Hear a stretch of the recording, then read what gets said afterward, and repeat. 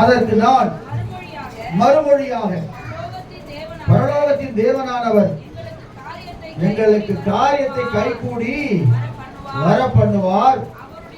அவருடைய ஊழியக்காரராகிய நாங்களோ எழுந்து கட்டுவோம்.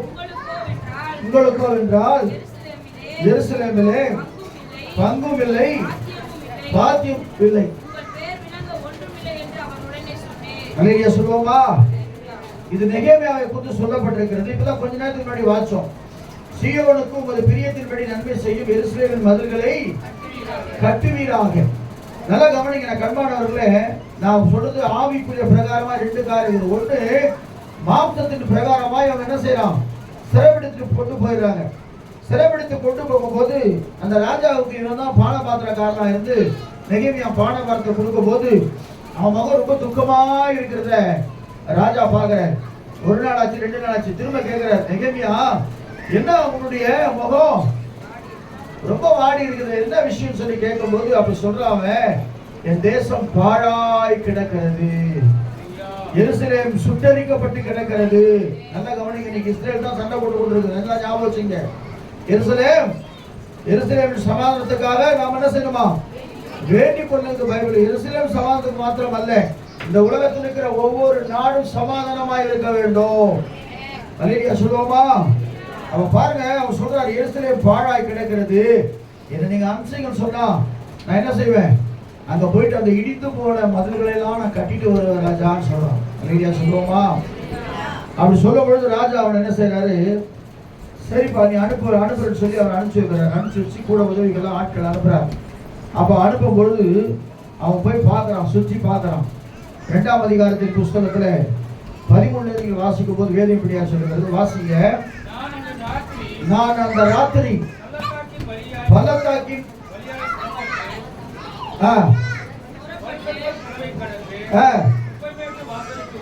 நல்லா கவனிங்க, குப்பைமேட்டு வாசல் வழியா கடந்து அலங்கத்தையும் பார்வையிட்டேன்.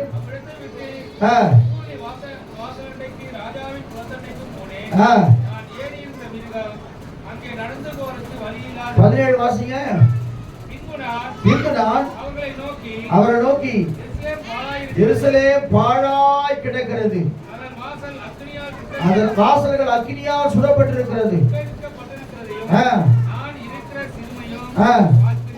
போதும், கர்த்தருக்கு ஸ்தோத்திரம்.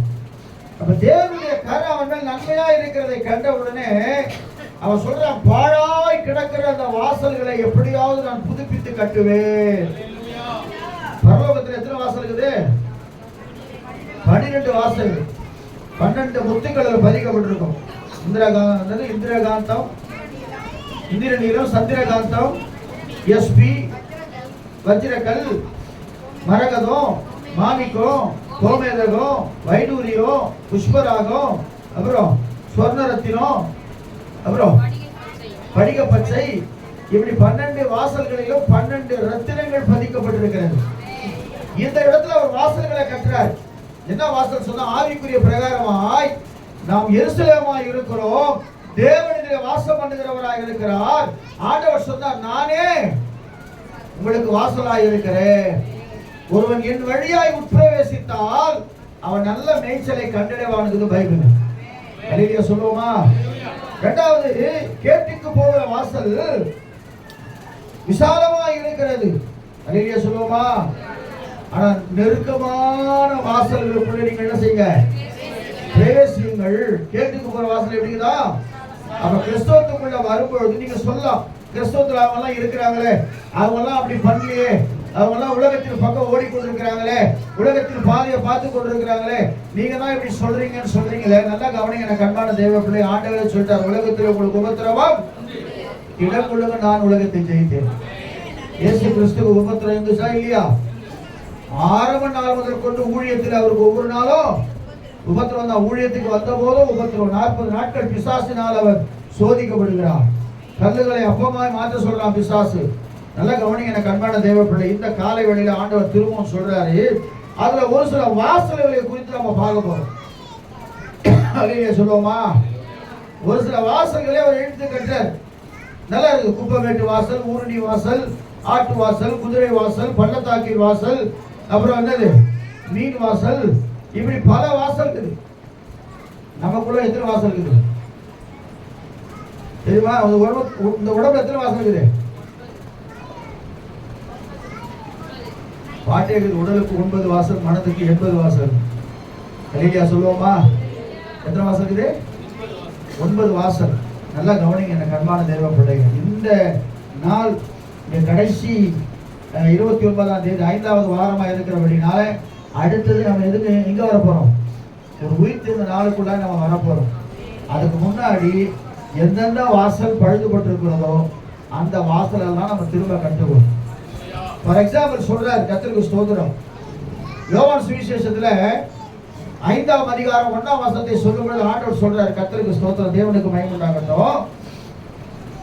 யோவான் சுவிசேஷம் 5ஆம் அதிகாரம் 1-2 வாசிக்கும் போது வேகமா வாசிங்க சீக்கிரம். இவர்களுக்கு பின்பு யூதருடைய பண்டிகை ஒன்று வந்தது. போனார்.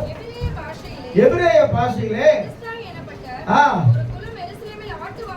ஆட்டு வாசல் அருகே இருக்கிறது. நல்லா கவனிங்க.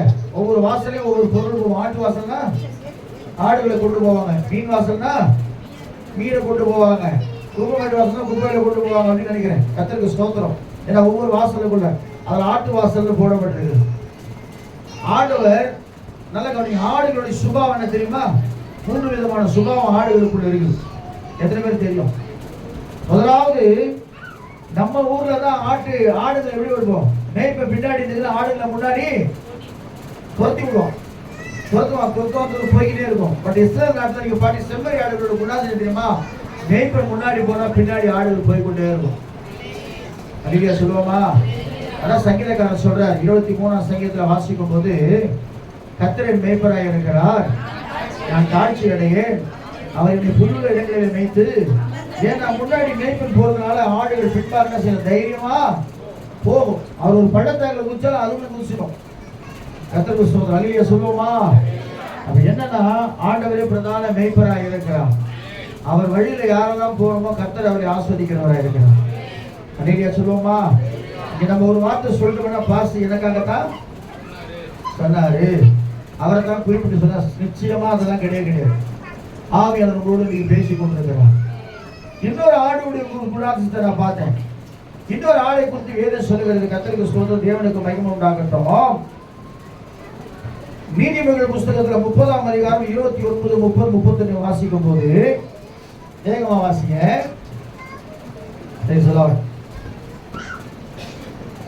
நீதிமொழிகள் புஸ்தகம் அவையாவன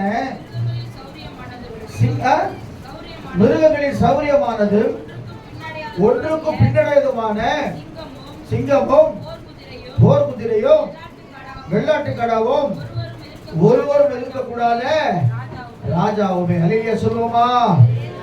ராஜாவோட நடை எப்படி இருக்கும்?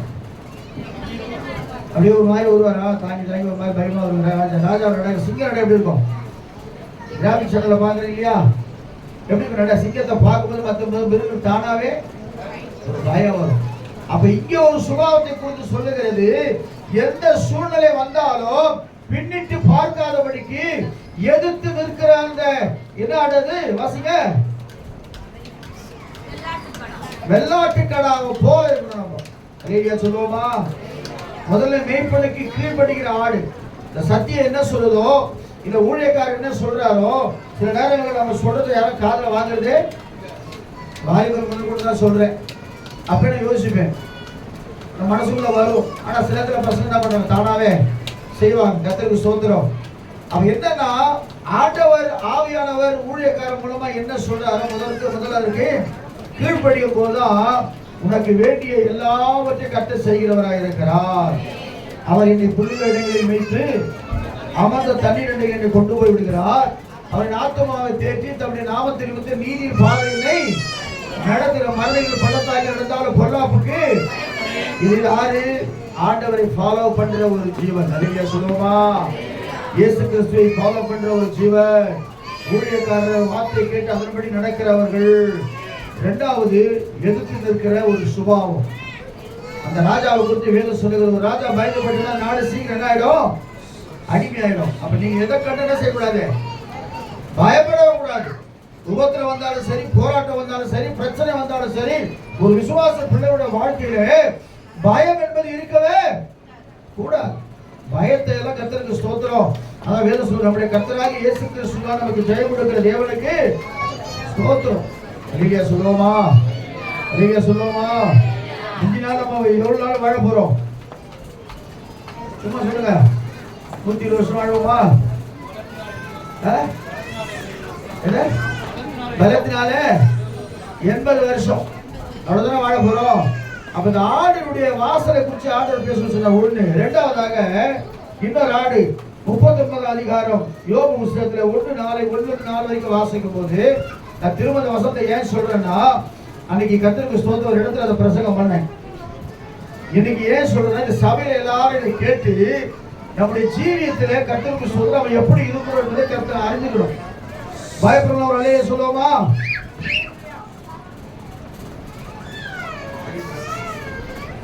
பயப்படுறவங்க ஒரு அலையா சொல்லணும். அலையா சொல்லிட்டு விழிப்பா இருக்கணும். வாசிக்கப்பா யோபு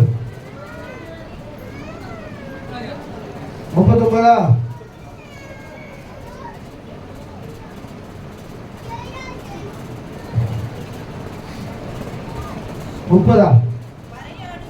வெரி குட். வாசிமா.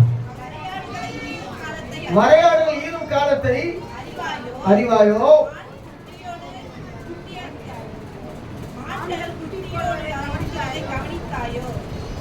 இன்னும் உடம்புல அந்த தைரியம் வரல. வசனத்தை படிக்கும் போது அப்படியே அங்கிருந்து கேட்கணும். வரையாடுகள் ஈரும் காலத்தை அறிவாயோ? போதும். நம்முடைய தமிழ்நாட்டு சின்ன என்ன தெரியுமா? மிருக சின்ன என்ன தெரியுமா? வரையாடு. நிறைய பேர் நாட பார்த்துருக்கவே. ஹில்ஸ்ல பாத்தீங்கன்னா தெரியும். மலையில போனீங்கன்னா அந்த வரையாடை பார்க்கலாம். நல்லா நீட்டு தாடி வச்சுக்கிட்டு 2 கொம்பு நீட்டா இருக்கும். இப்படி இருக்கிற மலையில கூட அசால்ட்டா செய்யும், ஏறி போய்கிட்டே இருக்கும். யாரும் அதை அவள் சீக்கிரமா பிடிக்கவே முடியாது. சிங்கம் வந்தாலும் புலி வந்தாலும் சரி, அசால்ட்டா அப்படியே டக்கு ஏறி அது பாட்டு போயிடும். ஆனா அந்த ஆடு ஈடுகிறது என்ன செய்ய முடியாது, பார்க்கவே முடியாது. அப்ப என்னன்னா, எவ்வளவுதான் மேடு பள்ளங்கள் நிறைந்த வாழ்க்கை நம்முடைய வாழ்க்கையா இருந்தாலும் கர்த்தருடைய பிள்ளையாகிய நாம அந்த வரையாட போல இருக்கும். அல்லேலூயா சொல்லுவோமா? எந்த சூழ்நிலை வந்தாலும் மாட்கால்கள் எனக்குண்டு. அந்த வரையாடுக்கு அப்படிப்பட்ட ஒரு கால கர்த்தர் கொடுத்திருக்கிறார். அது குட்டி போடுறது யாருமே பார்க்கவே உன்னதமான ஒரு அனுபவத்துக்குள்ள இருக்கும். அப்படின்னு என்ன தெரியுமா? உன்னதமான ஒரு ஜப வாழ்க்கை. நம்ம ஜெபிக்கிறது யாருன்னு தெரியக்கூடாது. காலையில ஜெபிக்கிறீங்க, அது வேற விஷயம். நைட்ல ஜெபிக்கிறீங்க. ஆனா அதே நேரத்தில் தனிப்பட்ட ஜப வாழ்க்கை யாருக்கு அதிகமா இருக்கிறதோ கர்த்தர் அவர்களை எல்லா சூழ்நிலை கர்த்தர் பாதுகாக்கிறவராக இருக்கிறார். அல்லேலூயா சொல்லுவோமா? அப்ப ஆட்டு வாசலை முதலாவது அவன் கட்டுறான். இரண்டாவது ஒரு வாசல் இருக்குது, மீன் வாசல். வாசிக்க கர்த்தருக்கு ஸ்தோத்திரம். நெகேமியா 3 அதிகாரம் 3 வசனத்தை வாசிக்கும் போது தேவனுக்கு மகிமை உண்டாகட்டும். வாசிங்க சீக்கிரம். 3 அதிகாரம் 3 வசனத்தை வாசிங்க. நெகேமியா புஸ்தகம். எஸ்ரா நெகேமியா குமாரனாகிய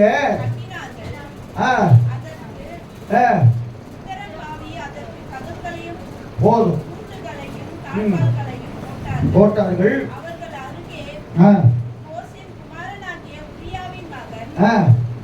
போதும் போதுமா. என்ன வாசலே? மீன் வாசல். மீன் வாங்கி வந்தா நாங்க உப்பு போடுறோமா இல்லையா? போடுறோமா இல்லையா? ஏன் போடணும்? புரியல, பேசுங்க. ஏன் போடுறோம்? கடல்ல தான் அது வாழுது. ஆனா அது அதுல உடம்புல உப்பு ஏத்துக்காது. அப்ப இந்த உலகத்துல தான் நம்ம வாழுறோம். பாவம் நிறைந்த உலகத்தை தான் வாழுறோம்.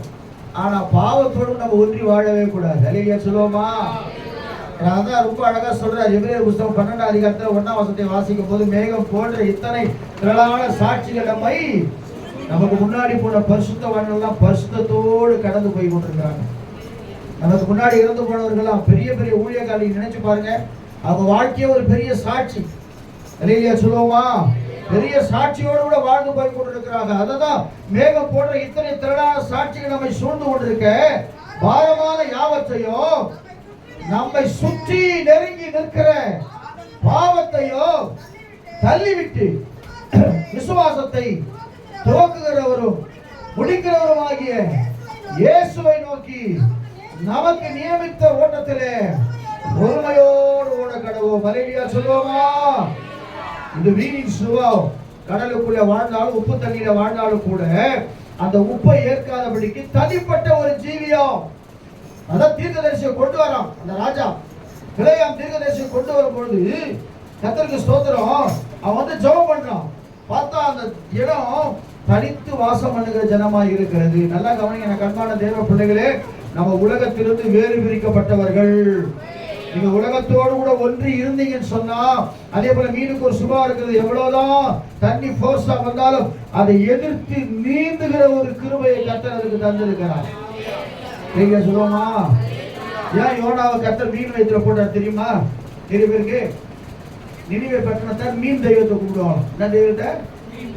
மீனை தெய்வமா கும்பிடுவாங்க ஜனங்க. மற்றது மூலமா ஆண்டவர் அற்புதம் செஞ்சா நம்ப மாட்டாங்க. அதான் மீனையே கூப்பிட்டு மீன் வாயிலே அவனை போட்டு 3 நாள் ஃபாஸ்டிங் போட வச்சு அவனை 3 நாள் கழிச்சு கரையில கக்க வச்சார். அப்பதான் நம்பினாங்க இயேசு கிறிஸ்து. அல்லேலூயா சொல்லுவோமா? அப்பதான் கர்த்தரை நம்பினாங்க அந்த நினைவே பட்டணத்தை. அப்பதான் மனம் திரும்பினாங்க. ஐயோ, நம்ம தெய்வத்துக்குள்ளே ஒரு ஆளை 3 நாள் வச்சிருந்து ஆண்டவர் வெளியே கொண்டு வந்திருக்கிறாரு. அப்ப இஸ்ரவேலின் தேவன் தான் பெரிய தேவன். அல்லேலூயா சொல்லுவோமா? பாருங்க, அந்த மீனின் சுபாவம் முதல்ல ஆடின் சுபாவம் சொன்னேன். கர்த்தருடைய வசனத்துக்கு கீழ்படிக்கிறது, ஊழியக்காரனுக்கு கீழ்படிக்கிறது. ஊழியக்காரன் சொன்னா ஏத்துக்கிறது. இல்லையா சொல்லுவோமா? இது ஊழியர்கள் நிறைய பெருகி போயிட்டதுனால எந்த ஊழியத்தை கேட்கறதுல ஜனங்களுக்கு தெரியல. நல்லா கவனிங்க.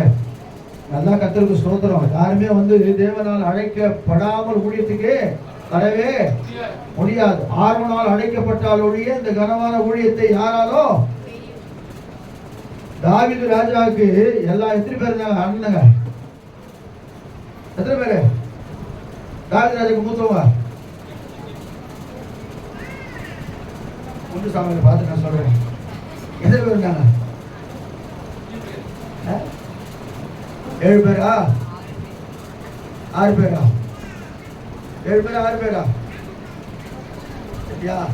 இதுவே நம்ம ஒன்றும் இல்லாம பைபிள் சரியா படிக்கிறதுல நிறைய சொல்லுவோமா? எத்தனை பேர் இருக்குது? 7 பேர் தானே? 6 பேரா? இவன் மட்டுமா கடைசியா? ஆனா யார் செலக்ட் பண்ணுது? ஆண்டவர். தாவீது தான் செலக்ட் பண்ணார். அவங்களாம் ஹைட்டு வெயிட்டு பயங்கரமா ஊர் இருந்தாங்க. அவங்களெல்லாம் செலக்ட் பண்ணல. பலவீனமான ஒரு பாத்திரமாகிய தாவீதை தான் கர்த்தர் தெரிந்து கொண்டார். என் தாசன் ஆகிய தாவீதை நான் தேடி கண்டுபிடிச்சேன். உங்களை விசுவாச மக்களா கொண்டு வந்து சபையில உட்கார்ந்து கொண்டு வச்சுக்கிறாருன்னா விளையாட்டு இல்லை. உங்களை கர்த்தர் கண்டுபிடிச்சிக்கிறார். உங்களை செலக்ட் பண்ணி இருக்கிறாருன்னு அர்த்தம். அப்ப செலக்ட் பண்ண கர்த்தருக்கு நீங்க என்ன செய்யணும்?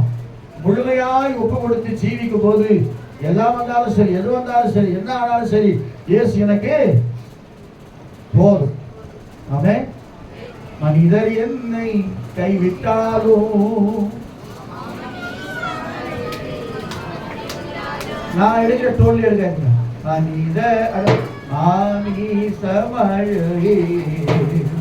அப்படின்னு எடுக்க மாதிரி நான் எடுக்கும் போது அப்படிதான் எடுப்பேன். மனிதர் என்னை அது ஒரு ராங்க அடுப்பது. மனிதர் என்னை கைவிட்டாலோ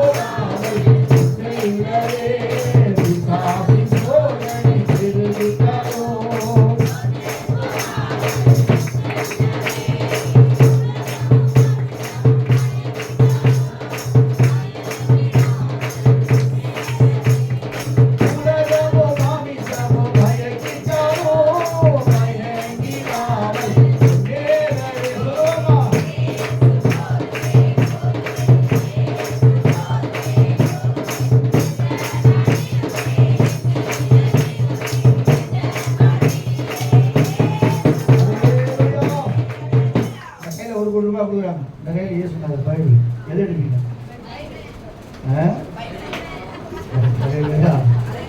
இயேசு எங்களுக்கு வாங்க ஒரு கூட போராடி இல்லையா சொல்லுவோமா? 5000 ரூபாய் வரல, எவ்வளோ பேர் சண்டை பண்ணிட்டு கத்த நல்லவர். இயேசு நமக்கு போதும். 5000 வரல, நான் தகுதி இல்லாமல் ஆகிட்டாங்க இல்லையா சொல்லுவோமா? கர்த்தர் யார் கொடுத்தாலும் கொடுக்க கர்த்தர் நம்ம கொடுத்துருவாங்க. நான் ஜெபம் பண்ணிக்கிறேன் சொன்னா, நீங்க கவலையப்படாத. சர்ச்சை கட்டிட்டு அப்படியே கட்டி லிஃப்ட்ல போய் லிஃப்ட்ல வர பாருங்க. கை தட்டவங்க ஆசைப்பாங்க. நீங்கதான் சரி பார்க்க போன அவங்க கட்டிட்டு அலையில சொல்லுவோமா? கர்த்தர் நல்லவராக இருக்கு. அலையில சொல்லுவோமா? அது என்னன்னா மீனுடைய சுபாவம் நமக்குள்ள இருந்தனால்தான் இந்த மீன் மாசம் கட்டா. மீன் சுபாவம்னா உலகத்தால் தன்னை கரைப்படுத்தாது கொண்டு, கரைப்படவே கூட உலகத்தால உங்களை பார்க்கும்போது யாரும் தெரியணும் ஐயா சொல்லுவோமா? இப்ப நிறைய பார்க்கும்போது எப்படி தெரியணும்? இயேசுவின் பிள்ளைகள் சொல்லணும். இந்த போய் சொல்லுவாங்க, இயேசுவின் பிள்ளைகள் நாங்கள் கோயில் மேடம் சொல்லாதீங்க. அவங்களே உங்களை கண்டுபிடிக்கணும். யாரு? இயேசுவின் பிள்ளை. எதற்கு பயப்படும்? எதுக்கு பயப்படும்? எல்லாத்தையும் பார்த்து கொள்ளுவான். உலக மாமிசனை மயக்கினான், நான் மயங்கிடாமல் முன்னேறி செல்ல இயேசு எனக்கு போதும். ஹல்லேலூயா. மூணாவது ஒரு வாசல் இருக்குது, வாசிங்க. இன்னும் ஒரு வாசல் சொல்ல போறேன். மூணாவது ஒரு வாசல் இருக்குது, வாசிங்க. கர்த்தருக்கு ஸ்தோத்திரம், தேவனுக்கு மகிமை உண்டாகட்டும். 3:6 வாசிமா. 3:6. ஆமா, பழைய வாசல்.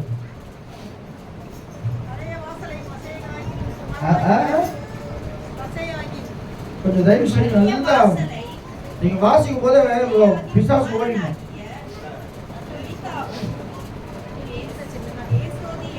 தானே அந்த பரல பிட்டா ஃப்ரெண்ட்ல பழுது பார்த்து என்ன வாசலே? பழைய வாசல், பழைய சுபாவங்கள். ஹல்லேலூயா. பழைய சுபாவங்கள், பழைய ஸ்தோத்திரம். யாருன்னா ஜபத்து கூட சொல்லிடுறாங்க, பாசம் ஒரு 6-7 வந்துருங்க. அப்ப என்ன அர்த்தம்? என்ன அர்த்தம்? 6 மணிக்கெல்லாம் வந்துருங்கன்னா என்ன அர்த்தம்? நாள் அன்னைக்கு நல்லா இருக்குது. ராகுல் நாளை எவ்வளோ நல்லா இல்லை. அன்னைக்கு என்ன நாள்? கறி நாள் இல்லை. என்ன நாள்? நல்ல நாள், மங்களகரமான நாள். அது தை பிறந்தா வழி போடுவோம். சித்திரை போனா ஞாயிற்றுக்கிழமை போனா நியாயப்படாத. புதன்கிழமை வந்து பொண்ணு கட்டாலும் வாய் எல்லா நாளும் கட்டுற நாள் இல்லையா? பொண்ணு கட்டாலும் புதன் கிடைக்கும். பொண்ணு போய் தேடி பாருங்க. விற்கிற வேலைக்கு பொண்ணு கட்டாலும் புதன் கிடைக்காது. புதன்கிழமை கிடைக்காது. வாரம் தான் புதன்கிழமை வருது. அதைய சொல்லுவோமா? இந்த மாதிரி ஆளுங்களை கிறிஸ்துவத்துக்குள்ள இருக்கிற இந்த மாதிரி ஆளுங்க வந்து முதல்ல சூட் பண்றோம். டக்கு டக்கு எனக்கு பவர் தான் சூட் பண்றோம். பட்டு பட்டு பட்டு ஓ எதுல எதுக்கு நீங்க வரவே மாட்டேங்க, வரவும் விட மாட்டேன். ஹல்லேலூயா. பழைய ஆளுங்க நிறைய பேர் இருக்கிறாங்க. ஒண்ணுமே பண்றது இல்லை. நான் பழைய ஆளு, வேகமா பழைய ஆளு. அதெல்லாம் கிடையாது. கர்த்தர் யாரை முன் குறித்தாரோ அவரை தெரிந்து கொண்டிருக்கிறார். ஹல்லேலூயா சொல்லுவோமா? சொன்னாங்க எல்லா அரசியல் கட்சியும் யாரை கூப்பிடுறாங்க? புதிய ஆட்களை கூப்பிடுறாங்க. வாலிப பசங்களை கூப்பிடுறாங்க. அரசியல் கூட சீக்கிரம் வாங்க, வயசானதுன்னா உட்காந்து முன்னோட உட்காந்து நம்ம போயிருக்கணும். அந்த ஆசை அதெல்லாம் கிடையாது. புதுசா வந்து கர்த்தரை ஆராதிக்கிற தேவ பிள்ளைகளை நீங்க மாறினீங்கன்னா உங்களை கொண்டு கர்த்தர் பெரிய காரியங்களை செய்வார். நீங்க வரலாற்று எண்ணி பாருங்க. சபைக்கு எத்தனை வருஷம் நீங்க ரொம்ப சீனியர் கை தூக்க பார்க்கலாம். நான் தைரியமா உங்களுக்கு கேட்கிறேன். 1 2 அப்புறம் சீனியர் சிட்டிசன் புரியலையா? ரொம்ப நாள் வரவங்க யாரு? 3 4. இப்ப அவங்க பார்த்து கேட்கணும், நீங்க என்ன இயேசுக்காக செய்தி? நான் என்னத்தை பிரச்சனை செஞ்சுட்டேன். ஹல்லேலூயா. புதுசா இருக்கிறவங்க யாரெல்லாம் சொல்ல கை தூக்க பார்க்கலாம். அவங்க பரவாயில்ல, ஜபம் அங்கமா அப்படி இப்படி ஓடிக்குது பயங்கரமா, ஆனால் பறக்குது. அதை பார்த்து நம்மளுக்கு என்னது மனசு கஷ்டமா இருக்கு. இப்போ வந்து பாருங்கன்னா போடுங்க, சந்தோஷப்படுங்க உள்ளுக்குள்ள. ஹல்லேலூயா சொல்லுவோமா? நான் உங்களே சந்தோஷப்படுத்துங்க. ஏன் தெரியுமா? உற்சாகத்தின் ஆவியை கர்த்தர் நம்ம கொடுத்துருக்கிறோம். நமக்கு தான் முடியல, அவங்களாம் என்ன செய்யறாங்க, செஞ்சுட்டு போட்டோம். சில பேர் அந்த எண்ணெய் கரையாக்க விட மாட்டாங்க, அந்த பேச்சுன்னு இருப்பாங்க. பார்த்தா அது ஒரு கரையாக இருக்கும், அந்த சேரை விட மாட்டாங்க. அந்த சேரை நான் இழுத்து போட்டேன், அங்கதான் சீட் ஆகும். இதெல்லாம் விட்டுருங்க. நாள் பார்க்கறத விட்டுருங்க, குறி கேட்கறத விட்டுருங்க, ஜோசியம் பார்க்கறத விட்டுருங்க. ராகு காலம் எவன் 4 ராகு காலம் 10 12 பாசம் தெரியும் பார்க்குறாங்க. அது சொல்றேங்க 4 ராகு காலத்தில் தாலி கட்டணும், நல்லா இருக்கணும், கடவுளே இல்லைன்னு சொல்லுவேன். ஐயா சொல்லுவோமா, நம்ம கர்த்தர் இருக்கிறான்னு சொல்லிவிட்டு இதெல்லாம் பார்த்தீங்க தயவுசெய்து கூப்பிட்டு நான் வரமாட்டேன். இப்பயே நான் சொல்லுறேன், பாஸ் இந்த டைம் தான் வாங்க நீங்க சொல்லக்கூடாது, என் டைம் தான் நான் வருவேன். அல்லேலூயா சொல்லுவோமா.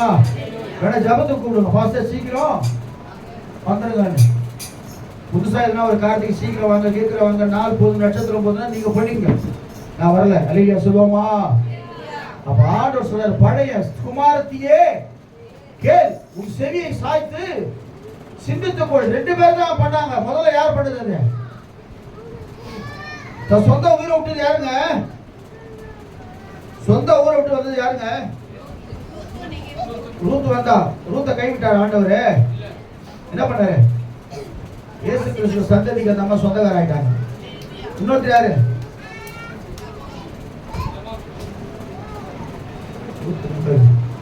ஆபிரகாமுங்க. நான் காண்பிக்க தேசத்துக்கு அவதான் போயிடான். கர்த்தருக்கு ஸ்தோத்திரம். எதிரி கேள்விக்காரன் தான் நீ விசுவாசிகளுக்கு அவன் தகப்பன். ரூத்த சொன்னார், அந்த என்ன சொன்னாங்க, நீங்க மாமியார் எப்படிடா காலி ஆகுறாங்க நிறைய பேர். நீ எங்க போனாலும் அங்கேயே வருவேன், நீ எங்க செத்தாலும் அங்கேயே சாவேன், உன் ஜனம் தான், உன் கடவுள் தான். ஆமா, அப்படியெல்லாம் நம்ம ஒன்றாய் கர்த்தருக்கு ஸ்தோத்திரம் தேவ சமூகத்தில் இருந்தோம் என்று சொன்னால் கொஞ்ச நாள் தான். அதுக்கப்புறம் ஆண்டவர் நம்முடைய பாதையை கர்த்தர் மாத்திடுவார். அதே சொல்லுவோமா. அதான் சொல்றேன், தயவுசெய்து சொல்றேன், இந்த பழைய வாசல் என்பது பழைய சுபாவம். நமக்குள்ள வைராக்கியம் இருக்கலாம், நமக்குள்ள பெருமைகள் இருக்கலாம், நமக்குள்ள கோபங்கள் இருக்கலாம். நம்முடைய எங்க சாட்சி சொல்லியிருக்கிறேன் நினைக்கிறேன். உங்க வண்டியில போகும்போது கேஸ் சிலிண்டர் கம்பெனி இருக்குல்லங்க, மணியில வண்டியில போகும்போது பையன் வந்து வாலி டமால நடிச்சுட்டான். நிச்சயம் என்ன அடிக்க வரான். நான் நின்னுங்கிறேன். ஏதாவது யோ கண் தெரியலையா அவனுக்கு? நல்லா நல்லா ஒயிட் வெயிட் தான் கண் தெரியலையா அவனுக்கு? ஏப்பா நான் எப்படி வரேன், நீ எப்படி, நீ தானப்பா வச்சு அப்படின்னா ரூடா பேசுறான். நான் அமைதியா பேசு, நீ தானப்பா இடிச்ச, நானா போயிடுச்சேன், நான் 6 நிமிஷம் தான் வந்து அடிச்சேன். நம்பர் நான் இப்படி பண்ணேன். நம்பர் நேரம் எதுக்கு ஒரு பையன் வந்தான், தாங்க வரான். ஐயோ ஐயோட்டு அனுப்பிதான் மன்னிப்புடா, மனுஷன் வண்டி தூக்கணும் வரணும். அப்புறம் அவன் சொன்னான், என்னன்னா முதல்லலாம் எப்படி இருப்பேன் நீ, இப்போ என்ன எப்படி மாறிட்டேங்க அப்படின்னா.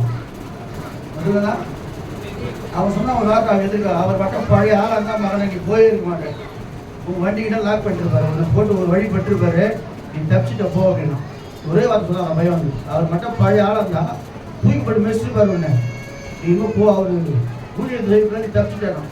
அப்போ தான் நான் யோசனை பண்ணேன், அப்பா ஆண்டவர் நீ தான் நம்ம ஊழியக்காரன் ஒரு அங்கீகாரம் பண்ணியிருக்கோம். இல்லையா சுகமா. நானும் இறங்கி கோபத்தோடு வைராக்கியமா பேசி சண்டை போட்டுதான் என்ன இருக்கு அந்த இடத்துல சாட்சி கெட்டு போயிடும்.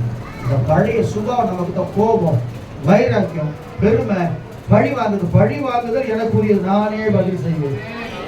அப்படி பார்த்தோம்னா எத்தனை பேரும் நமக்கு மன வருத்தம் தெரியுமா? நீங்க உண்மையே தேவ சமத்து சொல்ற, எனக்கு யாருமே கஷ்டத்துக்கு அல்லேலூயா பேசிடுறத தவிர, ஆனா உள்ளுக்குள்ள யாருமே என்ன செய்ய மாட்டேன், ஆண்டவர் சமூகத்திலிருந்து சொல்றேன், யார் மேல கஷ்டம் வைக்கவே மாட்டேன். அல்லேலூயா சொல்லுவோமா.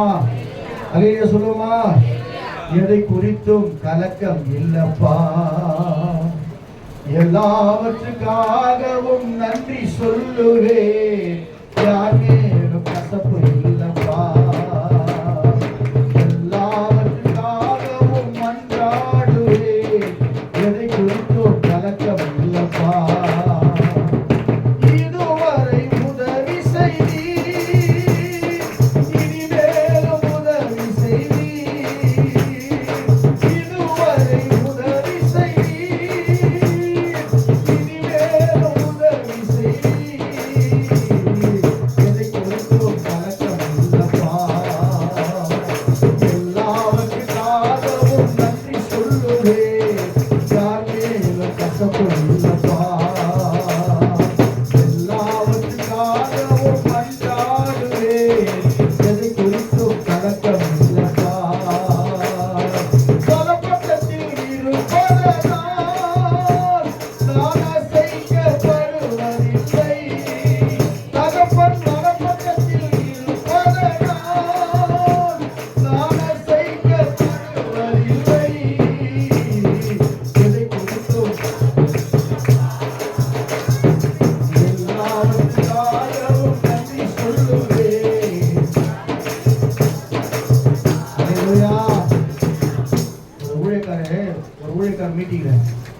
போஸ்டிங்கில் இருக்கேன். நான் சாதாரணமாக தான் ஜாயின்ட் செக்ரட்டரியாக இருக்கேன். சரியான நேரத்துக்கு நான் போகலான்னு சொல்லிட்டு நீங்கள் ஃப்ரெண்டில் உட்காந்துடாது, இப்போ பின்னாடி போய் உட்காந்துருக்கேன். சரி வந்தோடனே நீ லேட்டாக வந்திருக்கிறேன், நான் அப்படி உங்களுக்கு சொன்னால் என்ன பண்ணுவீங்க? காசு ரொம்ப தான் எடுத்துக்கிறேன், பையன் வர மாட்டேங்க சாமி சாமி அதில் எனக்கு தண்ணி கொடுத்தா சாப்பிடுது. அவர் சொன்னார், இப்போ என்ன பண்ண பின்னாடி போய் உட்காருங்க. போய் சைலண்டாக உட்காந்துட்டேன். அப்போ யோசனை பண்ணி பாருங்க, இது யார் சரி தப்பு? நான் தப்பு. ஆனால் பதவி விரும்பல, நான் தப்பு. அதே ஊழியக்காரரு மறிக்கு தருவாங்க, எனக்கு அடுத்த தலைவர் வந்தாங்க.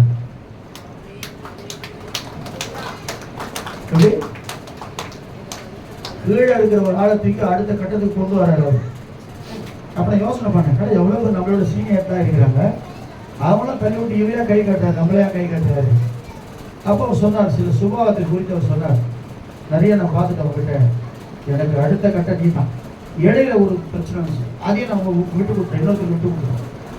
பரவாயில்ல, அவர் இருந்துட்டு போட்டேன்னு சொல்லிட்டேன், நல்லா கவனிக்க விட்டுருந்தேன். ஆனால் இன்னைக்கு ஆக்சுவலாக 3 வருஷம் தான் அந்த போஸ்டிங், 4வது வருஷமும் தொடர்புடைய கத்தர் திரும்ப சொன்னீங்க. ஏன் தெரியுமா? நமக்குள்ள இருக்கிற அந்த கசப்புகள், வைராக்கியங்கள், கோபங்கள் இதெல்லாம் தூக்கி வெளியே போட்டா என்னைக்கே கர்த்தரோட உயர்த்துகிறவராக இருக்கிறார். இயேசு கிறிஸ்து கூட ஒரு புது சிருஷ்டியாக இருக்கிறான், பழையவர்கள் ஒழிந்து போயின, எல்லாம் புதிதாயின. அது வந்து ஜென்ஸுக்கு அவ்வளவு தெரியல, லேடிஸ் தான் ஞாபகம் வச்சிருப்பாங்க. 3ஆம் தேதி 5ஆம் மாதம் 18ஆம் வருஷம் அப்படி சொல்லி என்னவாங்க, நம்ம சொன்னதா ஞாபகம் இருக்குது, மெமரி பவர் ஜாஸ்தி ஆகும். எப்போ சொன்னேன் நான் சொன்ன ஞாபகம் இருக்குது, நம்மளுக்கு மறந்துட்டு இருக்கும். அந்த மாதிரிலாம் ஞாபகம் வச்சு எல்லாத்தையும் அழிச்சிடுங்க. பழைய மெமரி எல்லாம் போயிட்டோம், அப்பதான் செல்போன் புதுசாக வரும். பழையசெல்லாம் அழிச்சிடுங்க, பழசெல்லாம் டெலீட் பண்ணுங்க. புதிய வாசலை கட்டோடு கட்ட விரும்புகிறார். கடைசியாக ஒரு வாசல் குதிரை வாசல். குதிரை என்று சொன்னாலே குதிரைக்கு ஒரு பெரிய, அதாவது குதிரையை குறித்து சுபாவம்னா 2 பக்கம் கண்கள். ஆனால் காட்டுக்கு குதிரைக்கு தொடவே முடியாது, அதே போல் போர் குதிரைக்கு தொடவே முடியாது. யோபு சொல்றார், குதிரைக்கு நீ வீரியத்தை வைத்தாயோ, அது போர் கண்ட பார்த்தா பின்மாறி போகவே போகாது, ஆயத்தமா இருக்குமா. நீதிமன்ற புத்தகம் 21 அதிகாரம் 31 வசனம் சொல்லுகிறது, குதிரை இத்தனை நாளுக்காக ஆயத்தமாக்கப்படும், ஜெயமோ கர்த்தர். நீ ஆயத்தப்படுகிற ஒரு கூட்டமாக இருக்கிறாய். எவ்வளவு தூரம் ஆயத்தப்படுத்திருக்கிறீங்க? நாளைக்கு 4 அன்னைக்கு வெளியூருக்கு போனா இன்னைக்கு மச்சு வச்சுக்கிறோம் எல்லாத்தையும் அயன் பண்ணி. அதுக்குதான் இதுக்குதான் பிரஷ் விட்டுட்டுனா, எண்ணெய் விட்டுட்டுனா, சோப்பை விட்டுட்டுனா, அதை பாரு இதை பாரு எல்லாத்தையும் அயன் பண்ணி வச்சு நம்ம ரெடி பண்றோம். ஆனா வருகைக்கு ஆயத்தமாய் நாம் இருக்கிறோமா? வேதம் சொல்லுகிறது. அந்த குதிரையை மாத்திரம் நான் சொல்லிட்டு முடிச்சுறேன். கர்த்தருக்கு ஸ்தோத்திரம். 39 அதிகாரம் யோபு புத்தகத்துல 19-20 வரைக்கும் வாசிக்கும் போது வேகமா வாசிங்க. தேவனுக்கு மகிமை உண்டாகட்டும். சீக்கிரம். யோபு புத்தகம், யோபு, சங்கீதம், நீதிமொழிகள். சங்கீதத்துக்கு முன்னாடி யோபு.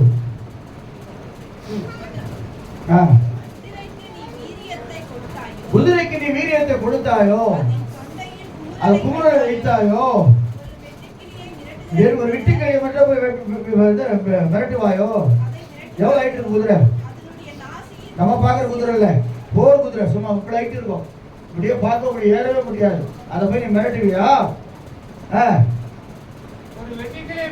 ஒரு வெட்டுக்கிளியை மிரட்டுவியா? பயங்கரமா இருக்கும். காலடித்து தன் பலத்தில் கழித்து ஆயுதங்களை தரித்தவருக்கு முன்பாக புறப்படும். அது கலங்காமலும் பட்டயத்துக்கு பின்வாங்காமலும் பயப்படுதலை அலட்சியம் பண்ணும். சொல்லுவோமா? அம்பரா துணியும்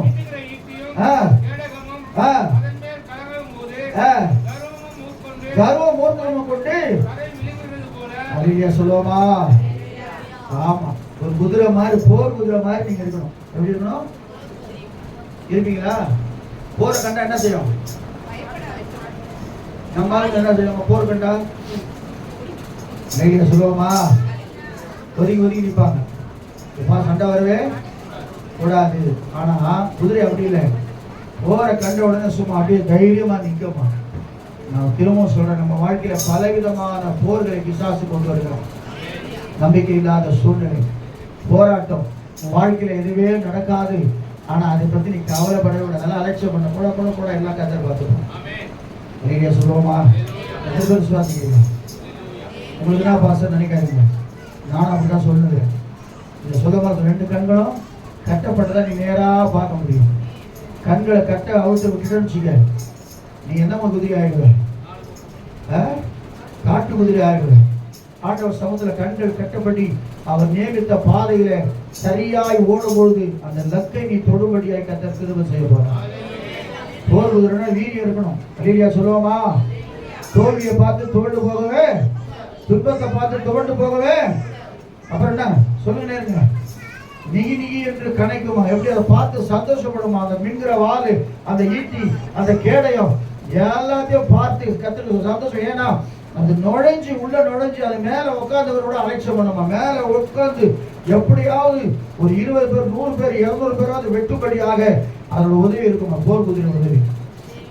போர் குதிரையாய் கத்தர் நம்மை வரிசையில் நிற்க வைக்க போகிறார். போர் குதிரையாய் மாறுபடி கத்தர் விரும்புகிறார். குதிரை யுத்த நாளுக்காக ஆயத்தமாக்கப்படும். ஜெயமோ கத்தராக. சொல்லுவோமா?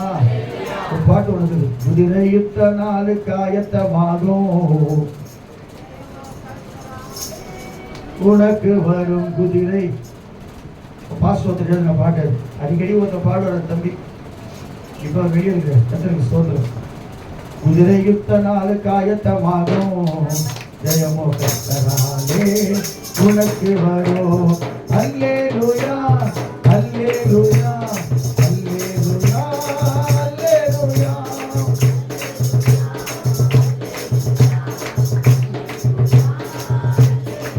குதிரை யுத்த நாளுக்கு ஆயத்தமாகும், ஜெயமோ கத்தராலே நமக்கு வரும். குதிரை யுத்த நாளுக்கு ஆயத்தமாகும், ஜெயமோ கத்தராலே நமக்கு வரும். ஆமான் ஏற்படுத்திய தூக்கு வேளையில் அவனையை தூக்கிவிட்ட தேவனவர். ஆமான் ஏற்படுத்திய தூக்கு வேளையில் அவனையை தூக்கிவிட்ட தேவனவர். நீ சாத்தானை ஜெயித்திடுவார். அவன் ஆயுதங்களை முறியடிப்பாய். நீ சாத்தானை ஜெயித்திடுவார். அவன் ஆயுதங்களை முறியடிப்பாய். குதிரை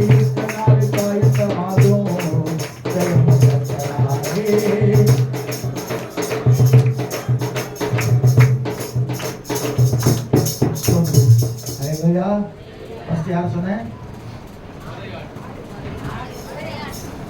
ஆடு ஆடு வரையாடு சொன்ன இடம் அடுத்தது